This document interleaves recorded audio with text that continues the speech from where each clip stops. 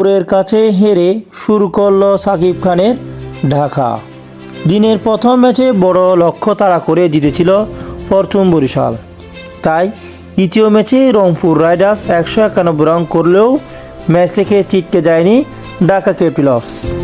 200-র কাছাকাছি রান তাড়া করা শুরুটা ভালো হয়েছিল ঢাকা, কিন্তু সেটা ধরে রাখতে পারেনি মিডল অর্ডার ব্যাটাররা। তাতেই সাকিব খানের মালিকানাধীন ঢাকাকে সহজেই হারিয়েছে রংপুর।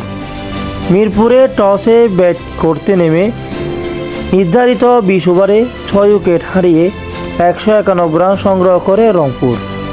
জবাবে খেলতে নেমে 9 উইকেট হারিয়ে 151 রান বেশি করতে পারেনি ঢাকা। 192 রান তাড়ায় যেমন শুরুর প্রয়োজন পাওয়ার প্লে সেটাই করলেন লিটন দাস ও তানজিদ হাসান তামিম। প্রথম কয়েক ওভার রয়েছেও খেললো, একটু পর দুজনেই ঝড়তা কাটিয়ে বাউন্ডারি বের করে প্রত্যাশা মিটিয়ে বিনা উইকেটে 65 রান তোলা ঢাকা ক্যাপিটাল ছিল সঠিক পথেই।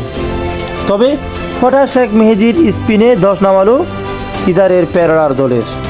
27 রান খরচ করে মেহেদী ফিরে নিয়েছেন লিটন, তানজিদ, হাবিবুর রহমান সোহান, পারমানুল্লাহ শফিকে। 65 থেকে 75 রান যেতেই 4 উইকেট হারিয়ে বসে ঢাকা। সেখান থেকে আবার দলকে টেনে তুলতে পারেননি প্যারারা। স্কিনেল স্কুনজিরা ভালো শুরুর পরও মাঝের ব্যাটিং দশে 20 ওভার শেষে 9 উইকেট হারিয়ে 111 রানে থামে তারা। এর আগে খেলতে নেমে শুরুটা ভালো হয়নি রংপুরের। 20 ওভারে 2 উইকেট হারায় তারা। তবে সাইফ হাসান ও ইফতেখারের ব্যাটে ঘুরে দাঁড়ায় তারা। সাইফ করেছে 42 রান আর ইফতেখার ব্যাট থেকে এসেছে 52 রান। শেষ দিকে রীতিমতো ঝড় তুলে কুশদিল শাহ ও নুরুল হাসান সোহান।